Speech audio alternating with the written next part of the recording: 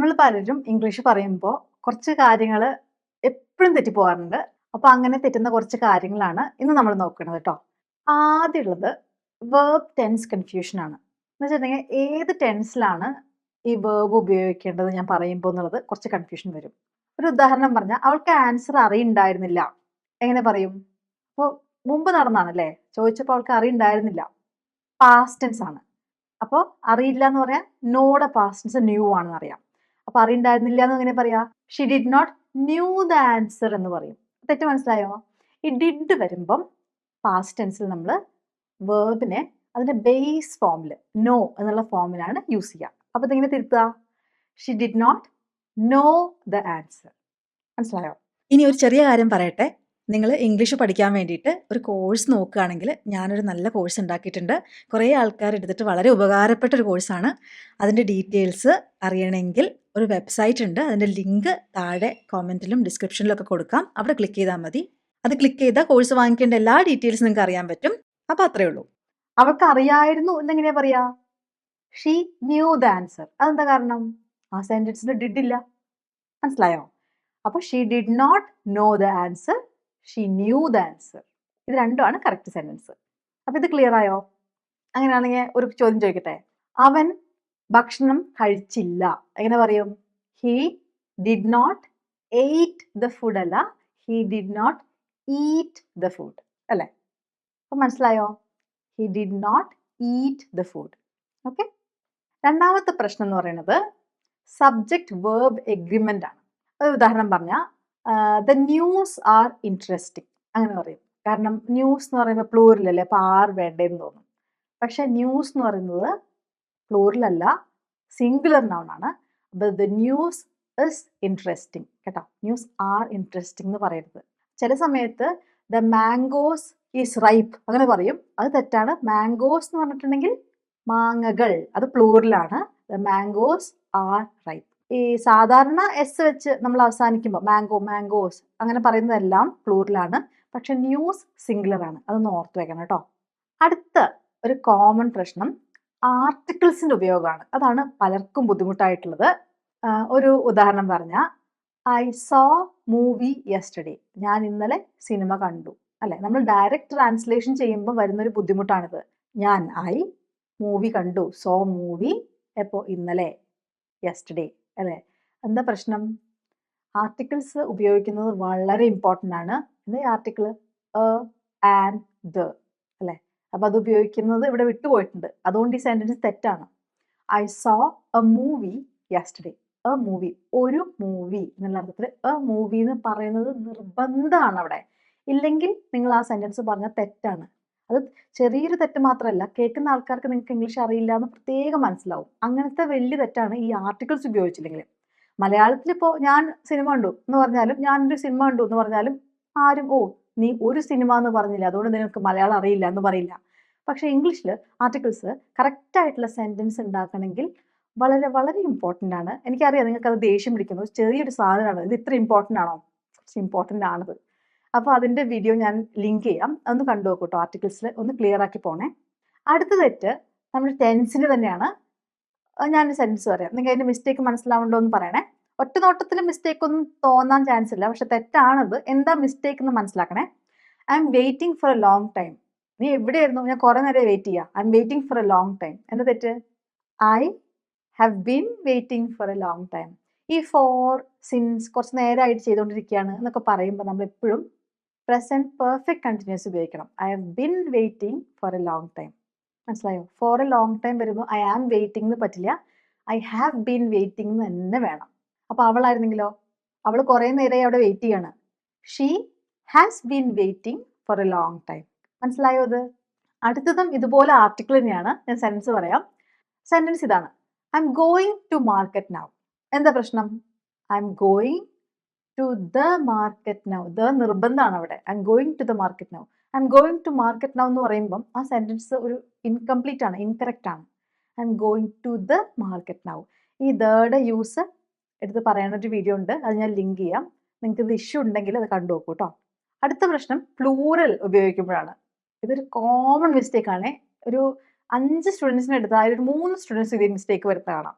അപ്പോൾ ഞാൻ സെൻറ്റൻസ് പറയാം. പാർക്കിൽ കുറേ കുട്ടികളുണ്ട്. There are many childs in the park. Child's എന്നൊരു വാക്കില്ല. കുട്ടികൾ എന്ന് പറയാൻ ചിൽഡ്രൻ ആണ്. ഒരു കുട്ടിയാണെങ്കിൽ ചൈൽഡും അതിന്റെ പ്ലൂറൽ ചിൽഡ്രൻ ആണ്. വുമൻ പ്ലൂറൽ എന്താ? വിമൻ അല്ലെ? മാൻ പ്ലൂറൽ എന്താ? മെൻ. അപ്പൊ ചില വാക്കുകൾക്ക് എസ് ഉപയോഗിച്ചല്ല പ്ലൂറൽ ഉണ്ടാക്കുക. അപ്പൊ അതൊന്ന് ശ്രദ്ധിക്കണം. There are many children in the park. അല്ലെങ്കിൽ വുമൻസ് എന്നൊക്കെ പറഞ്ഞിട്ടുണ്ട്. അല്ല കേട്ടോ, വിമൻ കേട്ടോ. ഇത് ഒരിക്കലും ഈ 3 വാക്കുകളും ചൈൽഡ്, മാൻ, വുമൻ അതിന്റെ കൂടെ എസ് ഇട്ടിട്ട് പ്ലൂറൽ ഉണ്ടാക്കരുത്. അങ്ങനെയല്ല ഉണ്ടാക്കുക കേട്ടോ. ഒന്ന് ഓർത്ത് വെക്കണേ. അടുത്തത് പ്രൊനൗൺസിയേഷൻ്റെ ഒരു പ്രശ്നമാണ്. മലയാളത്തിലൊക്കെ നമ്മൾ എഴുതുന്ന പോലെ വായിക്കും അല്ലേ? ഇംഗ്ലീഷിൻ്റെ ഒരു കുഴപ്പം, നമ്മുടെ പ്രശ്നമായിട്ട് ഞാൻ പറയില്ല. ഇംഗ്ലീഷിൻ്റെ ഒരു പ്രശ്നം എന്താണെന്ന് വെച്ചാൽ അത് എഴുതുന്ന പോലെയല്ല വായിക്കുക. ഒന്നാമത് ഇംഗ്ലീഷ് പല പല ലാംഗ്വേജുകളിൽ നിന്ന് വാക്കുകൾ കടമെടുത്തുണ്ടാക്കിയൊരു ലാംഗ്വേജാണ്. അതുകൊണ്ട് തന്നെ പല വേറെ ലാംഗ്വേജുകളിലെ പ്രൊനൗൺസിയേഷൻ ഒക്കെ ഇങ്ങനെ കയറി വരും. അപ്പോൾ ഒരു ഓർഡർ ഇല്ല. എന്ന് വെച്ചാൽ ഒരു കൂട്ടം വാക്കുകൾ ഇതിങ്ങ് വന്നാൽ ഇങ്ങനെയാണ് പ്രൊനൗൺസ് ചെയ്യുക എന്നുള്ളൊരു നിയമം അതിലില്ല. പല പല നിയമങ്ങളാണ്. ഇപ്പോൾ CH എന്താ? ചാറ്റ്. ഇതോ ക്യാരക്ടർ. കണ്ടോ? ഒക്കെ CH വന്നിട്ടുണ്ട്. പക്ഷേ ഈ പ്രൊനൗൺസിയേഷൻ്റെ ഇഷ്യൂ എന്തുകൊണ്ടാണ് വരുന്നതെന്ന് അറിയാം. പൊതുവെ നമുക്ക് വാക്കുകൾ അറിയാം. എങ്ങനെ അറിയാം? വായിച്ചിട്ട് നമുക്ക് വാക്കുകൾ അറിയാം. പക്ഷേ അത് കേട്ടിട്ടുള്ള പരിചയമില്ല. അപ്പോൾ റീഡ് ചെയ്യുന്ന ആൾക്കാർക്കാണ് ഈ പ്രശ്നം വരിക. അപ്പോൾ അതുകൊണ്ട് തന്നെ റീഡിങ് ഒരു മോശമായ ഹാബിറ്റ് ആണെന്ന് പറയാൻ പറ്റില്ല. ഇത് ചെറിയൊരു ഇഷ്യൂ ആണ്. നമുക്കത് ഓരോരോ വാക്കുകൾ ഇങ്ങനെ നമ്മൾ സ്ഥിരമായി തെറ്റിക്കുന്ന കുറേ വാക്കുകളുടെ ഞാനൊരു ലിസ്റ്റ് ഉണ്ടാക്കിയിട്ടൊരു വീഡിയോ ചെയ്തിരുന്നു. അത് കാണുക.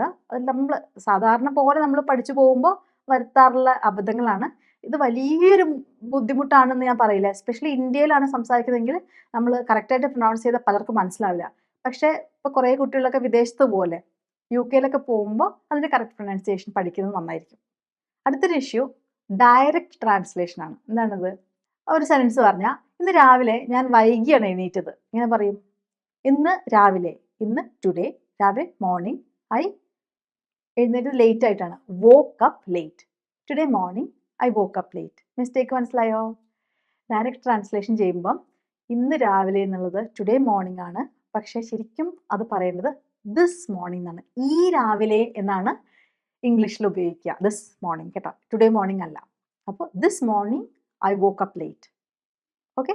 പിന്നെ അടുത്തൊരു ഇഷ്യൂ, നമ്മൾ ഈ വെരിയും മച്ചും ഭയങ്കരമായിട്ട് അങ്ങോട്ട് ഉപയോഗിക്കും. അപ്പോൾ നമുക്ക് അറിയാവുന്നൊരു വാക്ക് അതായതുകൊണ്ട് അതുകൊണ്ടുള്ളൊരു പ്രശ്നമാണ്. എന്ന് വെച്ചാൽ ഇപ്പോൾ നമ്മൾ കുറേ എനിക്ക് ഭയങ്കര ഇഷ്ടമായി അങ്ങനെയൊക്കെ പറയണമെങ്കിൽ നമ്മൾ വെരി മച്ചൊക്കെയാണ് ഉപയോഗിക്കുക. വെരി മച്ച് കൂടുതൽ ഉപയോഗിക്കും. Very much. അതൊരു ഉദാഹരണം പറഞ്ഞാൽ മിസ്റ്റേക്ക് ഞാൻ പറഞ്ഞുതരാം. The movie was very much interesting. തെറ്റാണ്. ഈ വെരി മച്ച് അവിടെ വേണ്ട, വെരി മാത്രം മതി. The movie was very interesting എന്ന് പറയാം. അല്ലെങ്കിൽ the movie was quiet interesting എന്ന് പറയാം. മനസ്സിലായോ? ആ വെരി മച്ച് എന്ന് അവിടെ ഇടരുത്. അവൾ വളരെ ലേറ്റ് ആയിരുന്നു എന്ന് പറയും. She was very late. She was very much late എന്ന് പറയില്ല. എനിക്കത് ഭയങ്കര ഇഷ്ടമായി. I liked it very much. അവിടെ മച്ച് വേണം. അപ്പോൾ ഇങ്ങനത്തെ കുറച്ച് കാര്യങ്ങൾ നമ്മളൊന്ന് മനസ്സിലാക്കി വെക്കണം. അടുത്തൊരു ഇഷ്യൂ, വളരെ നമ്മൾ ഇങ്ങനെ ഇംഗ്ലീഷ് പഠിച്ചു പോകുമ്പോൾ നമ്മൾ വളരെ ഇൻഫോർമൽ ആയ സ്ഥലത്ത് കൂടെ നമുക്ക് വളരെ ഫോർമൽ ആയിട്ട് ചിലപ്പോൾ ഉപയോഗിക്കേണ്ടി വരും. അപ്പോൾ നമ്മൾ ഇൻഫോർമൽ ആയിട്ടുള്ള ഇംഗ്ലീഷ് എവിടെ ഉപയോഗിക്കുക, ഫോർമൽ ആയിട്ട് എവിടെ ഉപയോഗിക്കുക എന്നുള്ളതൊന്ന് അറിഞ്ഞു വെക്കുന്നത് നല്ലതാണ്. ഇപ്പോൾ നമ്മൾ മലയാളത്തിലാണെങ്കിൽ ഇതിനുള്ള ഒരു പ്രതിവിധി എത്രയും പെട്ടെന്ന് ചെയ്തു തരണമെന്ന് അഭ്യർത്ഥിക്കുന്നു അങ്ങനെ പറയില്ലേ. പക്ഷേ നമ്മൾ ഇൻഫോർമലായിട്ട് നമ്മുടെ ഫ്രണ്ട്സിൻ്റെ അടുത്തൊക്കെ നീ ഇതിനുള്ളൊരു പരിഹാരം എത്രയും പെട്ടെന്ന് ചെയ്തു തരണമെന്ന് അഭ്യർത്ഥിക്കുന്നു എന്ന് പറഞ്ഞാൽ ഈ ജന്മത്തിൽ അവൻ പരിഹാരം ഉണ്ടാക്കി തരില്ല അല്ലേ. വളരെ ഫോർമലായിട്ട് നമ്മൾ പറഞ്ഞല്ലേ അവർ വിചാരിക്കും തമാശ പറയാമെന്ന്. ഇൻഫോർമലായി പറയണം, എടാ ഒന്ന് ശരിയാക്കി തരണേ, ആ രീതിയിൽ പറയണം അല്ലേ. അപ്പോൾ അതേപോലൊരു പ്രശ്നം ഇംഗ്ലീഷിനുണ്ട്. നമ്മൾ പഠിക്കുന്ന അനുസരിച്ച് നമ്മൾ ഇംഗ്ലീഷ് ഇങ്ങനെ പഠിച്ച് പോകല്ലേ. അപ്പോൾ അതിൽ ഇൻഫോർമൽ ഏതാണ് ഫോർമൽ ഏതാണെന്ന് ചെറിയൊരു കൺഫ്യൂഷൻ വരും. ഒരു ഉദാഹരണം നോക്കാം. ഇതിനെക്കുറിച്ചുള്ള അഭിപ്രായങ്ങൾ എത്രയും പെട്ടെന്ന് തന്നെ അറിയിക്കണം എന്നുള്ള അർത്ഥത്തിൽ kindly let me no your thoughts at your earliest convenience. നിങ്ങളുടെ ഏറ്റവും അടുത്ത സൗകര്യമുള്ള സമയത്ത് നിങ്ങളുടെ ഇതിനെക്കുറിച്ചുള്ള അഭിപ്രായങ്ങളും നിങ്ങളുടെ ചിന്തകളും എന്നെ അറിയിക്കണം എന്നാണ് പറയുന്ന സെൻറ്റൻസ്. വളരെ ഫോർമലാണ്. അത് നമ്മൾ നാച്ചുറലായി ഇൻഫോർമലായി പറയുന്നത് എങ്ങനെയാണ് പറയുക? Please let me no what you think as soon as you can. അത്രേ പറയുള്ളൂ അല്ലേ. അപ്പോൾ ആ ഉപയോഗിക്കുന്ന സന്ദർഭം അനുസരിച്ച് ഫോർമലും ഇൻഫോർമലും മാറിപ്പോകരുത്. അതുമാത്രമല്ല വളരെ ഫോർമലായി സംസാരിക്കുന്ന സ്ഥലത്ത് hey let me no what you think എന്നൊന്നും പോയി പറയരുത്. വളരെ ഫോർമലായിട്ട് തന്നെ അത് ഉണ്ടാക്കണം അല്ലേ.